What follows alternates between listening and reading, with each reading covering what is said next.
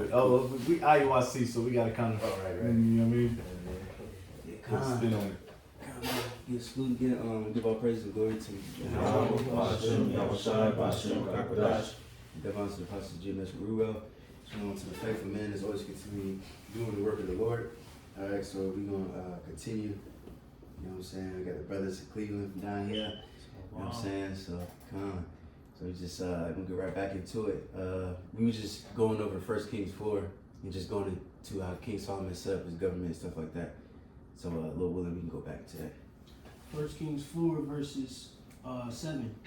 It reads, Solomon had, in the A and P, it says Solomon had 12 deputies over all Israel, who secured provisions for the king and his household. Each man had to provide for a month in the year. Mm-hmm. These were their names, Ben-Hur. Right, and we can skip that, because it goes just to their names, but we can skip down to verse 20. It's 1 Kings 4 verses 20, stay in A and P. Mm-hmm. A and P, it reads, the people of Judah and Israel were as numerous as the sand that is in abundance by the sea. They were eating and drinking and rejoicing. Mm-hmm. Now Solomon reigned over all the kingdoms from the Euphrates River to the land of the Philistines and to the border of Egypt. They brought tribute money and served Solomon all the days of his life. Right, because he's playing, like we mentioned, because King David, he was fighting on the wars and put all these different heathen in subjection. You know what I'm saying? So now King Solomon's rule is going to be peaceful. You know what I'm saying? And prospering and more focused on building, trade, things like that, and wisdom. But you got it. Kind of precept for that. Mm-hmm. This is Sirach 47:13. It reads, it says Solomon reigned in a peaceable time and was honored, for the Most High made all quiet round about him, that he might build an house in his name and prepare his sanctuary forever. Further in the point, you said Solomon reigned in a peaceable time, due to the reign and conquering of his beloved father David. All right. And see, that's what's coming back. It's coming in that same process, the throne of David being set up, and it's gonna go through that same process with Yahweh Shai. It's gonna come and conquer the nations, put them in subjection, and then what? The nation of Israel will be at peace once more. But jumping back, 1 Kings 4:22, it reads, Solomon's food for the royal household for one day. When we keep going? Yeah. Okay. For one day was 30 cores of finely milled flour, 60 cores of wheat flour. And real quick, if I just want to look up that word. I gotta, just whenever you finish, brother. I just got a definition of inheritance. Okay. All right. I'll just throw that there real quick. It's a Google search, quick search. It says inheritance refers to receiving assets, money, property, traits from a predecessor, all right, legally through a will, or we can go crazy with that. That's all Edomite shit. But just long story short, King David, he gave his son King Solomon an inheritance, all right, which they had that peaceable time for the age of 40 years, and it was a beautiful time. But we all knew because you had prophets there on the scene, and it's like, yo, shit gonna pop off quick, but for that time, they gave him a little piece, gave us a little piece, So inheritance is pretty much a blessing, and that comes with the spoils, the riches, heathen, the slave, they say, nigga. He's like, I don't want no nigga, please. I like my egg sunny side up, so to speak. Come on, man. The core, it says it's a measurement. It says usually dry, so it's a dry measurement. In some cases, it says a dry or liquid measure equal to 10 Fs or ephas or baths. Jake wanna look that up. On your own time, it doesn't matter. But a dry measure containing 6.25 bushels, a liquid measure of 58 gallons. Just to give you an idea how much he was receiving. you know, according to the measurements of the ancient times. And the Strong's is properly a deep, round vessel. It says a core or measurement for things dry. You know, that's pretty much it. So they, you know, they had certain, I want to say dishes or, you know, vessels with different measurements, you know, that will have to be filled and sent to the king. Can somebody get Ecclesiastes 2 on a hold? We're gonna read that after this. You got it. Continuing on, 1 Kings 4 and 23. It says 10 fat oxen, 20 pastured oxen, 100 sheep, not counting fallow deer, gazelles, roe, bucks, and fattened fowl. And real quick, you know, and all of this is true riches, like land, animals, you know, like the wheat and all that things like that. These are all true riches. You see, like the brother said, the heritage. That's real heritage. Yeah. You know? Blessed, you know. Yes, sir. You got it. Gone. It reads 24, it says, for he was ruling over everything west of the Euphrates River, from Tifsah to Gaza, over all the kings west of the Euphrates River, and he had peace on all sides around him. Judah and Israel lived in security, every man under his vine and fig tree, in peace and prosperity, from Dan in the north to Beersheba in the south, during all the days of Solomon. Yeah. Peace, Jacob chilling. You know, but you got it. Solomon also had 40,000 stalls of horses for his chariots and 12,000 horsemen. Those deputies provided food for King Solomon and for all the staff who came to King Solomon's table, each in his month. They let nothing be lacking. They also... Right, even in Josephus, they said Queen Sheba was amazed because she thought the guard, I think he was standing at the door. They thought he was king. Yeah, you know, so even his servants and people at his table, his family, everybody, they was all, they was Decked out. lavish. Yeah, decked out, you know. But you got it. Verse 28, it reads, they also brought the barley and straw for the horses and swift steeds, war horses, chargers, to the place where it was needed, each man according to his assignment. Right, and if I can speak real quick, this is a government being established, you know, and you know, all these things, you know, is a prelude to what's going to happen with Yahweh Shai. You know, he's going to set up a governing body on the earth. You know, it's going to be a system that's going to constantly be reigning the earth, man. You know, the kingdom of heaven isn't going to be like we always go into, you know, a whole bunch of babies with halos and jumping from cloud to cloud, man. This is what's really happening. This is the throne of David, you know, being further in the earth. But verse 29, it reads, now the Most High gave Solomon exceptional wisdom and very great discernment and breadth of mind, like the sand of the seashore.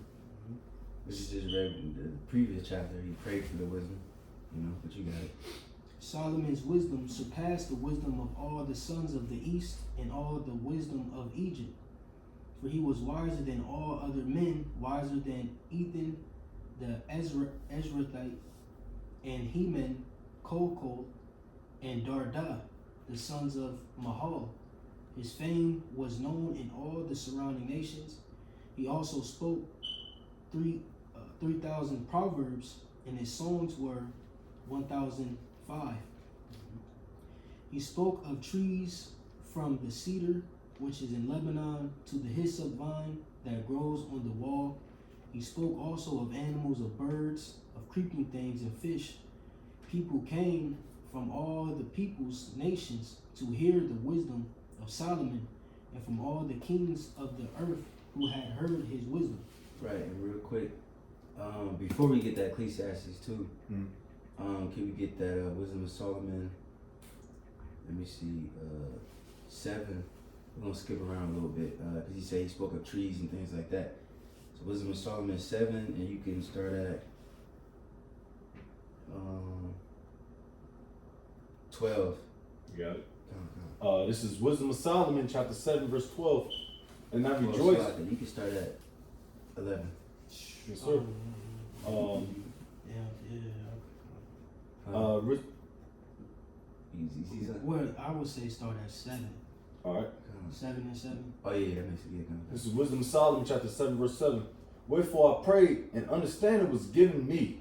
I called upon the Most High, and the spirit of wisdom came to me. Mm-hmm. I preferred her before the scepters and thrones, and esteemed riches nothing in comparison of her. Right, that's remind me too of James. He says that if you lack wisdom, ask the Lord, He gonna give it to you liberally. You know, you gotta have faith and not waver, and He gonna give it to you, just like He did. This is a perfect example, King Solomon. You see, but you got it. It says, or verse 9, neither compared I unto her any precious stone, because all gold in respect of her is as little sand, and silver shall be counted as clay before her. Mm-hmm. I love her above health and beauty, and chose to have her instead of light. For the light that cometh from her never goeth out. Mm-hmm. And that's wisdom. Right. Because it's esteemed as a woman, it's beautiful. Mm-hmm. You know? Alright. Not you women. Alright, come on. But you know, but they can use that and like, you know what I mean? The daughters is you know what I'm talking about. Yeah. It says, verse 11, all good things together came to me with her, and innumerable riches in her hands. Mm-hmm. Which we see that then there's other scriptures going into with gold and silver, you know, all things like that. I'm looking at it right now. Proverbs. You got it. Yep.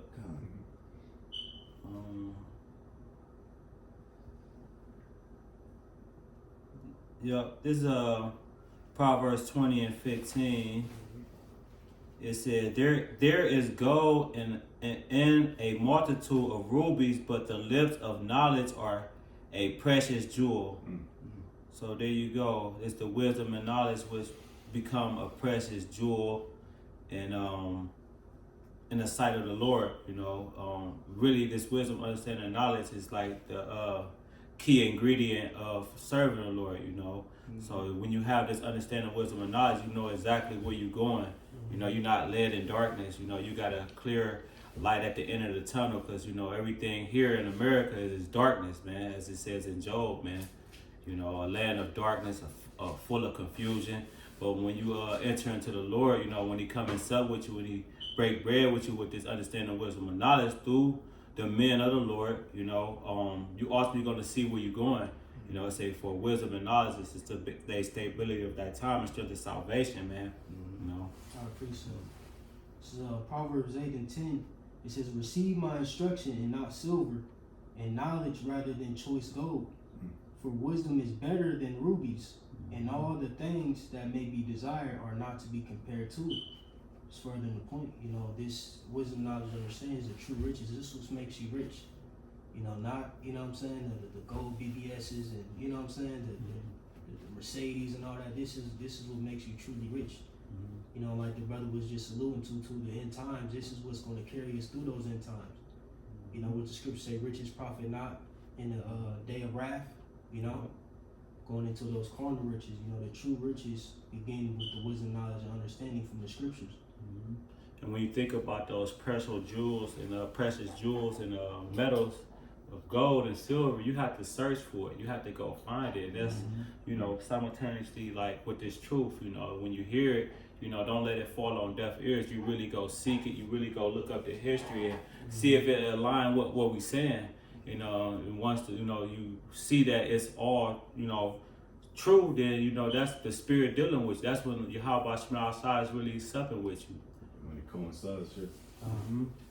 Yeah, like you said, you got the elder made mention of pretty much like you said, acts of the Yahweh, He shall give you liberty.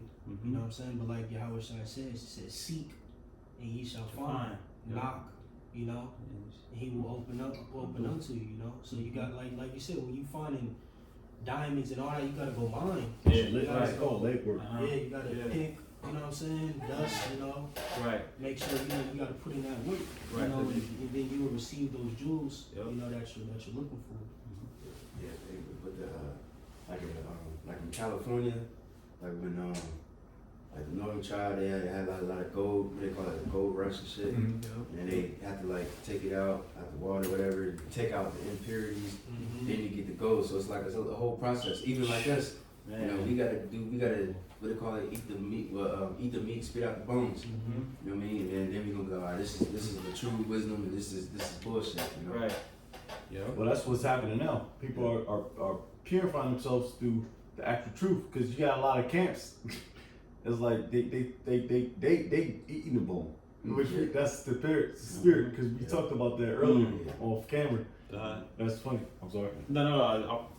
No, it was just like, yeah, because you can't just say for face value, all right, man, he looked like a man of the Lord because he's wearing beautiful gold and purple.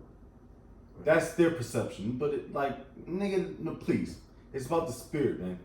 The spirit ain't carnal. That's what they want you to believe, and that's all Esau too. You know. But, Was you reading something? I was still holding. You had priest. I'm still holding on. Wisdom of Solomon 7. Oh yeah, let's go back to that. Yeah. This is Wisdom of Solomon chapter 7 verse 12. And I rejoiced in them all because wisdom goeth before them, and I knew not that she was the mother of them. I learned diligently and do communicate her liberally, excuse me. I do not hide her riches. Right, and real quick, you can skip down to 17. Verse 17.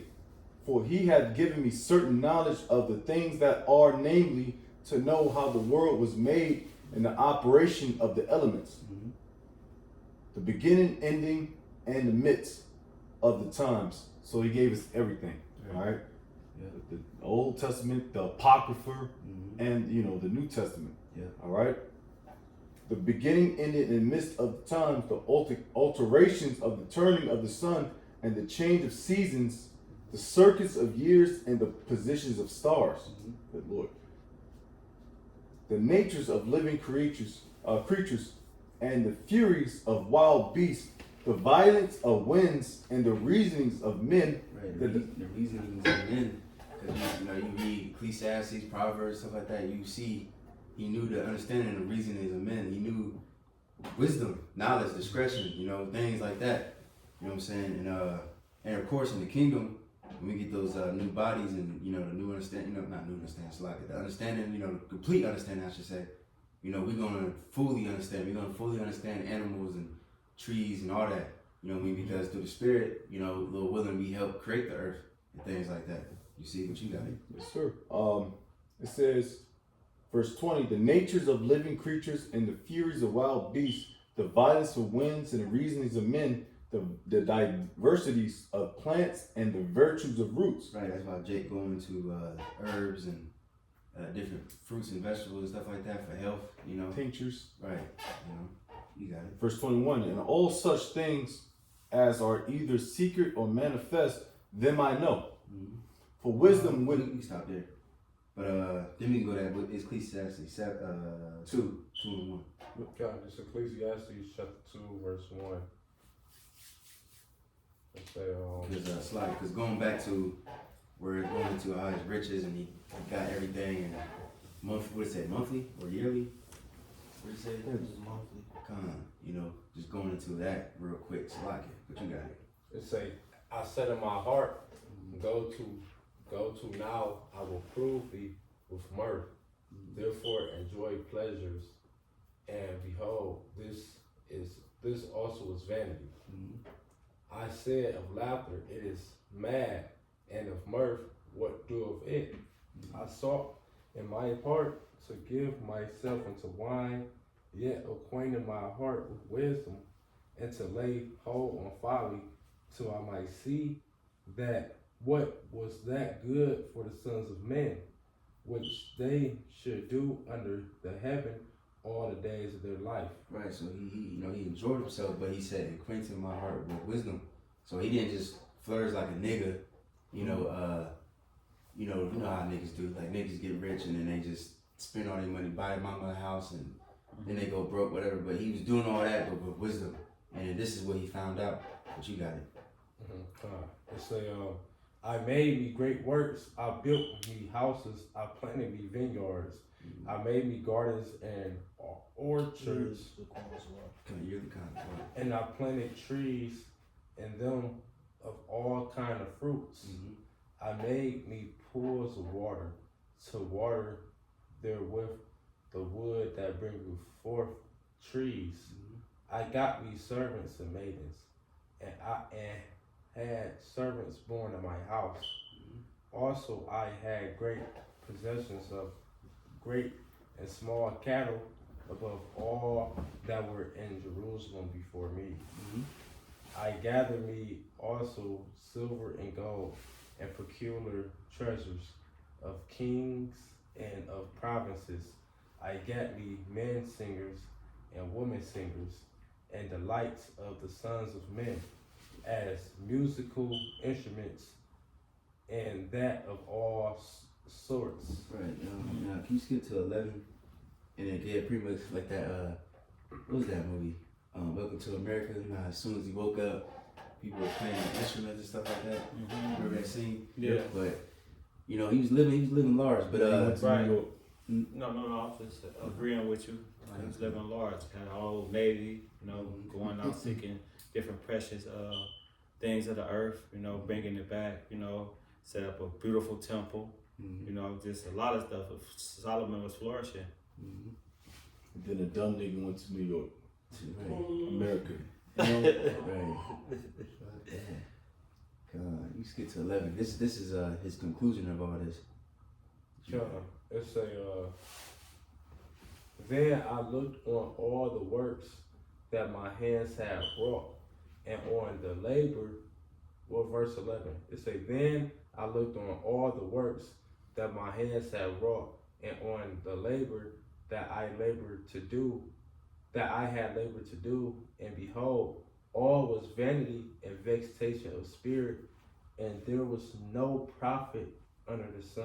Right, because vanity means worthless. You got no substance. All this shit is worthless because he's gonna say it. Verse 12 and 13. It said, and I turned myself to behold wisdom and madness and folly. For what can the man do that cometh after the king, even that which have been already done? Right, so nobody can outdo us, King Solomon, because he had the best. He was the richest.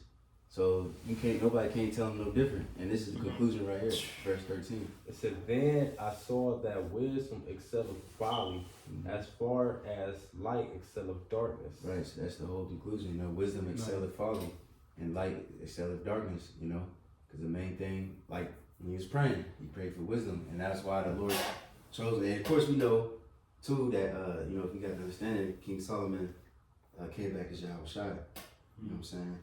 But now we can go back to that article.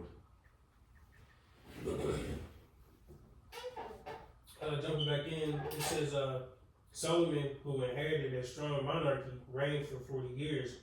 His reputation as a monarch centered about his great wisdom. Chapter 3, his reorganization of the administrative bureaucracy and his building of the magnificent temple. Chapters 3 through 8.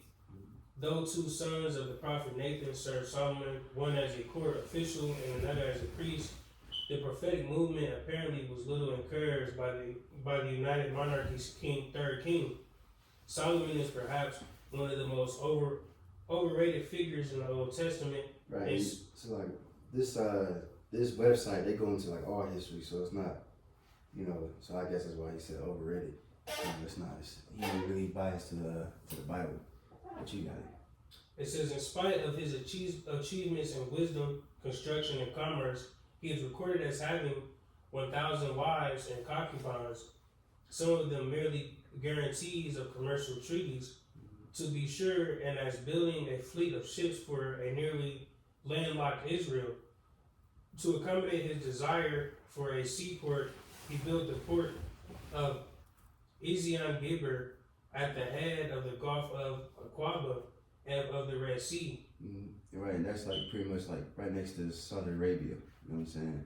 So he had a port down there. You know what I'm saying? Where it's a lot of gold out there too. Yeah, come on. Yeah. Oh yeah. You got it. It says, a son of the harem, Solomon had little contact with the people of his realm, and he used many of them in labor battalions in his vast building programs to the economic disadvantage of Israel. By fostering social discontent in such ventures, Solomon prepared the way for the disintegration of the United Kingdom and resurgence of the prophetic movement that reflected the indigenous covenant concept peculiar to Israel. Whereas David secured Israel's borders and property by military means, Solomon sought to extend Israel's influence through commercial treaties to secure diplomatic and commercial treaties. Solomon contracted marriage with various princesses who brought with them their native deities. This defection from the covenant of obligations to Yahweh is viewed by the Deuteronomic historian as a continuance of Israel's constant flirting with apostasy. Right, which means apostasy pretty much means you going off, forsaking your religious ways, because that's why the kingdom was split.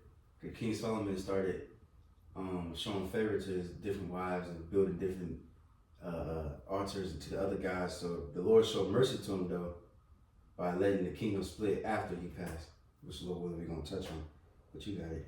It says, which had occurred under the judges in the beginning of a long process of internal religious and political disintegration under the monarchical system.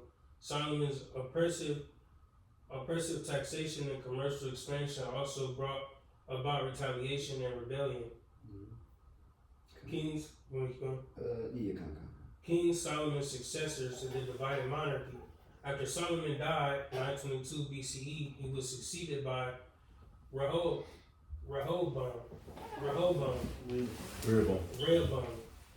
who proved to be unfit for the task of reigning. Prior to Solomon's death, Jeroboam the Ephraimite, a young overseer of the forced labor battalions of the house of Joseph in the north, had encountered Ahijah, a prophet from the old shrine of the Confederacy at Shiloh. So like real quick, let's go into that other article. They summarize it better. So like let me see. The blue letter one. The study of First Kings by David Gusick. And then for this one, we're gonna skip around too on that one because it's a lot of information. But you can start. You can just read that first scripture right there, the first 1 through 5. First Kings. Mm-hmm. You want me to read the actual precept? Yeah. First Kings 12, verse 1. It says, "And Rehoboam went to Shechem, for all Israel were come to Shechem to make him king. And it came to pass when Jeroboam the son of Nebat." Oh, matter of fact, so like, hold on, because we gotta touch on before what happened before this. So like, I just forgot that part. Let's do First King 11, and then can somebody read First King 11 and 26. You got it? This is 1 Kings chapter 11, verse 26. And Jeroboam, the son of Nebat, an Ephrathite of Zeredah, King Solomon's servant, whose mother name was Zeruiah, a widow woman, even he lifted up his hand against the king. Mm-hmm. And this was the cause that he lifted up his hand against the King Solomon, built Milo, and repaired the breaches of the city of King David his father. And the man Jeroboam was a mighty man of valor, and King Solomon, seeing the young man that he was industrious, he made him ruler over all the charge of the house of Joseph. Mm-hmm. And it came to pass at that time that when Jeroboam went out of Jerusalem, that prophet Ahijah the Shilonite found him in the way, and he had clad himself with a new garment, and they two were alone in the field. And Ahijah caught the new garment that was on him, and rent it in 12 pieces. Right, because we did that POD a little while ago. The Lord do a lot of demonstrations in the scriptures, like what was it, Ezekiel telling him to wrap his face and don't mourn his wife's death. That's going to represent what's going to happen in Israel. What's another example? Hosea. Hosea. I said Hosea. Yeah, Hosea. Mm-hmm. About having the harlot Yeah. for a wife. You know, and this is another example. You know, he split his garments just to show the split that's about to happen to Israel. Jeremiah. Yep. Jeremiah. Come on, you got it. Verse 32. But he shall have one tribe for my servant King David's sake, and for Jerusalem's sake, and the city which I have chosen out of all the tribes of Israel, because that they have forsaken me and have worshipped Ashtoreth, the goddess of Sidonians, Shemesh, the god of the Moabites, and Milcom, the god of the children of Ammon, and have not, those are the gooks. I had to throw that in there. And have not walked in my ways to do that which is right in mine eyes, and to keep my statutes and my judgments, as did King David his father. Mm-hmm. Howbeit, verse 34, howbeit, I would not take the whole kingdom out of his hand, but I would make him prince of the days of his life for King David my servant's sake, whom I chose because he kept my commandments and my statutes. Right, because King David, you know, he really didn't he went off as far as adultery, but he never really had all Israel tripping and worshiping other gods, you know what I'm saying? So the Lord have mercy upon King David and establish his kingdom forever. You see, but you got it. Mm-hmm. Verse 35. It says, but I will take the kingdom out of his son's hand, and I will give it unto thee, even 10 tribes. Right. And what's something? No. Come on. And then we could probably, let me see. Matter of fact, let's get down to verse 40, because you know the 10 tribes. That's where you get Israel. Then you got the rest, Judah. Mm-hmm. You know that's why Split. the southern tribe is known as Judah, and the northern tribe is known as Joseph Israel. You know what I'm saying? But you got it. 1 Kings 11 and 40. King Solomon sought therefore to kill Jeroboam, and Jeroboam rose and fled into Egypt, unto Shishak, king of Egypt, and was in Egypt until the death of King Solomon. Mm-hmm. Now, so that's just to show what happened before Rehoboam. You know what I'm saying? So now, Lord willing, we can get into that now.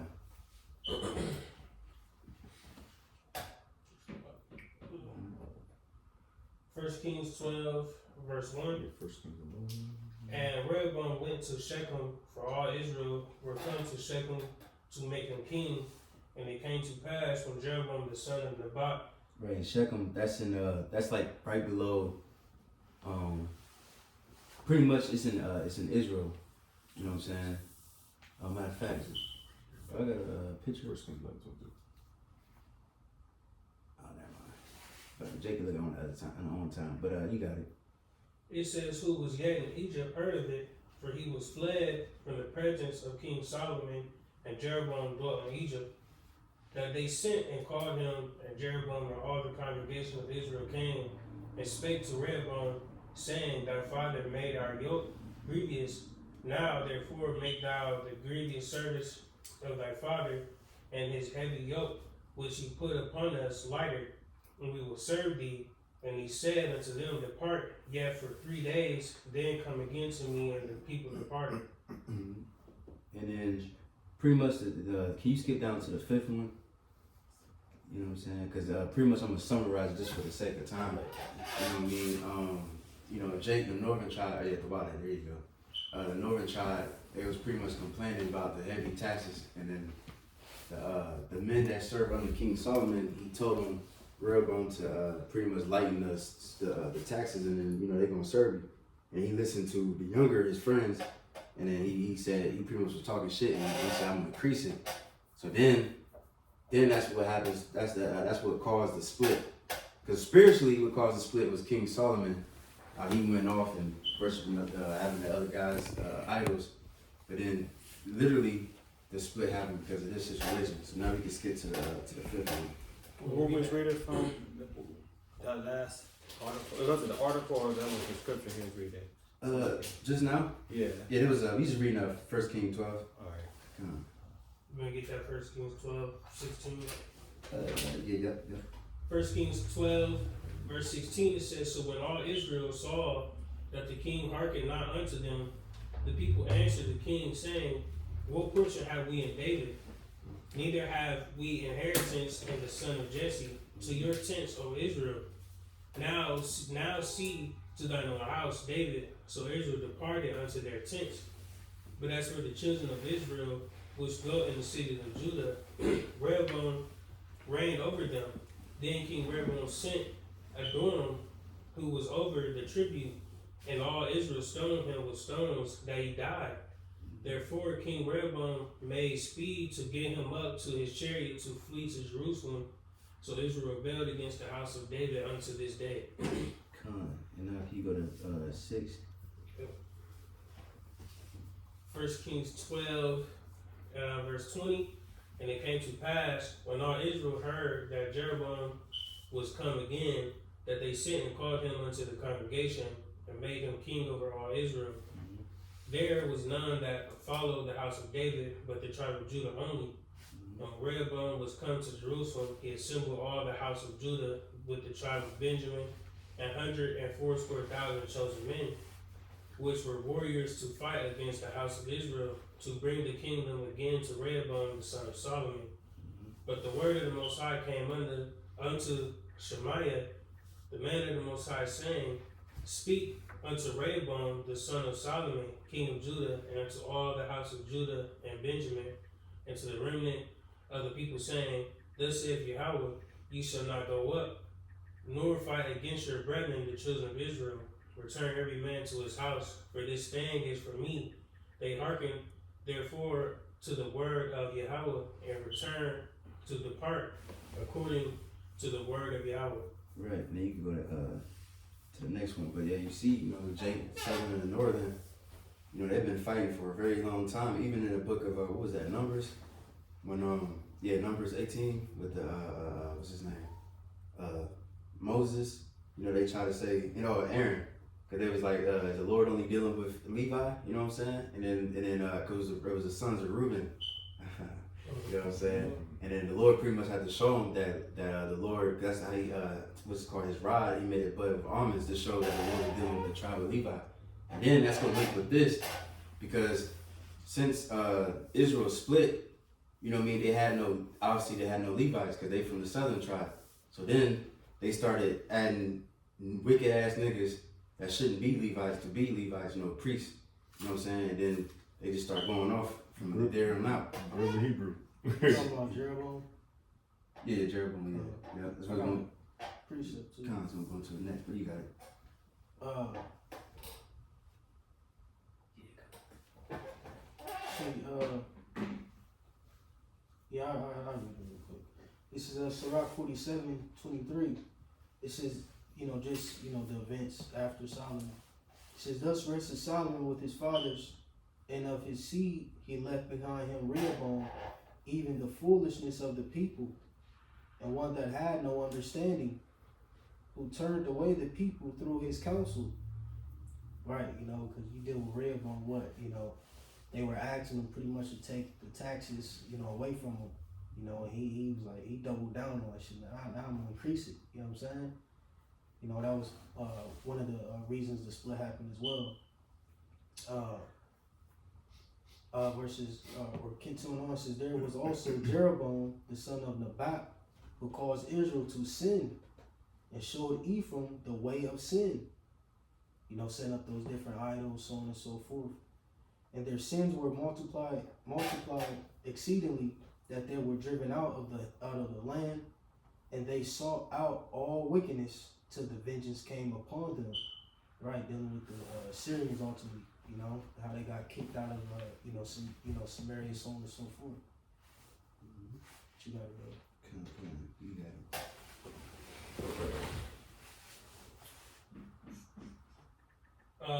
1 Kings 12 and verse 25. It says, And Jeroboam said in his heart, Now shall the kingdom return to the house of David. You want me to keep reading down those? Yeah, keep going. It says, If this people go up to do sacrifice in the house of Yahweh at Jerusalem. Then shall the heart of this people turn again unto their Lord, even unto Rehoboam king of Judah, and they shall kill me, and go again to Rehoboam king of Judah. Whereupon the king took counsel and made 2 calves of gold, and said unto them, It is too much for you to go up to Jerusalem. Behold, thy gods, O Israel, which brought thee up out of the land of Egypt. And he set the one in Bethel, and the other put he in Dan. Right, and I sent that picture just to show you those 2 cities. You know what I mean? Because you know you gotta return to Jerusalem 3 times to observe the high holy days. Mm-hmm. You know what I'm saying? So he feared that, like, okay, if Israel go down there, then they're gonna probably start, you know, messing with the southern tribe again. So he decided to make 2 different altars in 2 different places, Dan in the north, and it was Bethel in the south. So Jacob in the southern northern kingdom can just go there. You know what I'm saying? And there's the map right there.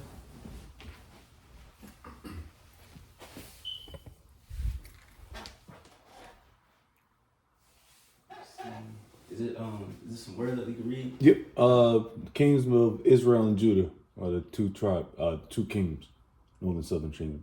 We got Israel. We got political capital of Israel from Omri onward. Jeroboam built a sanctuary. We got Jericho, Jerusalem. Tribe of Judah down there with the southern tribes. And these crackers down here. I had to, we had to. Then it shows you, again, what we talked about last time, but if you wanted, the northern tribes was up north and the southern tribe. Can you read that Dan? You see on the top, the north? Yeah. Tribe of Dan was Jeroboam built a sanctuary. Yep. Yeah. Up towards Phoenicia, which goes into those, the Hamites. So you see they got one in the north and the south, and then Jake was doing that and dealing with those idols.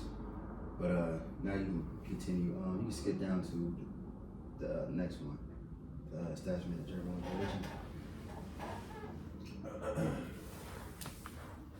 Which one?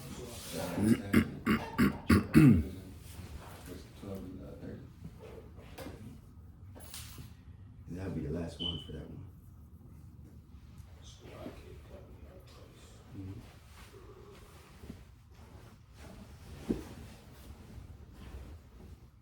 Okay, come. 1 Kings 12 and verse 30, it says, And this thing became a sin, for the people went to worship before the one, even unto Dan. And he made an house of high places, and made priests of the lowest of the people, which were not of the sons of Levi. And Jeroboam ordained a feast in the 8th month, on the 15th day of the month, like unto the feast that is in Judah. And he offered upon the altar, so did he in Bethel, sacrificing unto the calves that he had made, and he placed in Bethel the priests of the high places which he had made. So he offered upon the altar which he had made in Bethel the 15th day of the 8th month, even in the month which he had devised of his own heart, and ordained feasts unto the children of Israel, and he offered upon the altar and burnt incense. Right, and yeah, cause so he even made himself a priest. You know what I mean? Then, like I said, if you go into it, you pretty much making other people that obviously wasn't supposed to be priest. You know what I'm saying? So he was going clean off. But we can just end it, cause then we can go into the other kings in the next class. But we can just end it, get to the conclusion in 1 Kings 14, and then you can go to 27. I get it. Or 1 Kings 14. If you start at 29.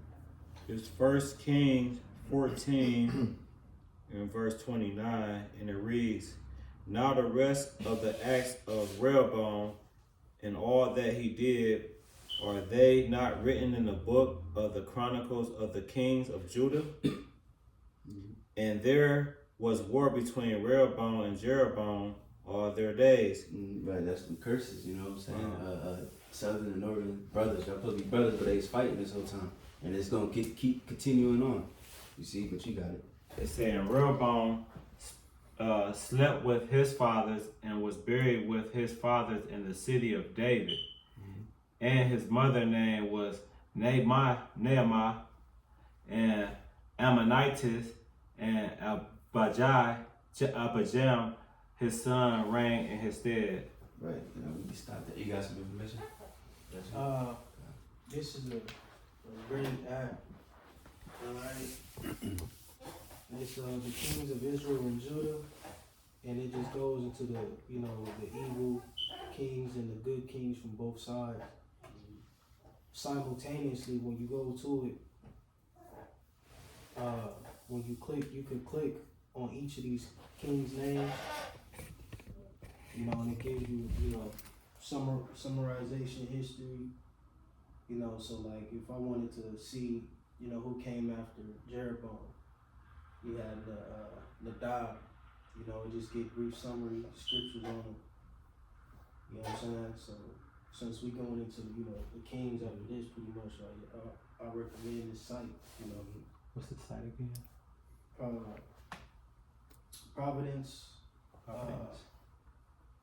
providenceacademy.org. So it goes into the different kings, etc. Like I say, Jeroboam, he got a list of history of his wickedness. And this is a reference for Jake. Study, what's it called? Study attributes, so on and so forth. Well, this is what I use, It helps, it is. That's the information. Helps the repertoire. Beautiful. Anybody any other points before we close out? Yeah, Lord willing, that was pretty much the point, just going into King Solomon's rule and the split of Israel. And Lord willing, we're going to continue this, Lord willing, next week. So hopefully, Lord willing, brothers was edified. We give our praises and glory to Yahweh, Ba'ashem, Yahushai, Ba'ashem, Kakodash. and the apostles of Jesus, we will show them to the faithful men continue doing the work of the Lord. So that we don't say shalom. Shalom, shalom. All is good in Israel.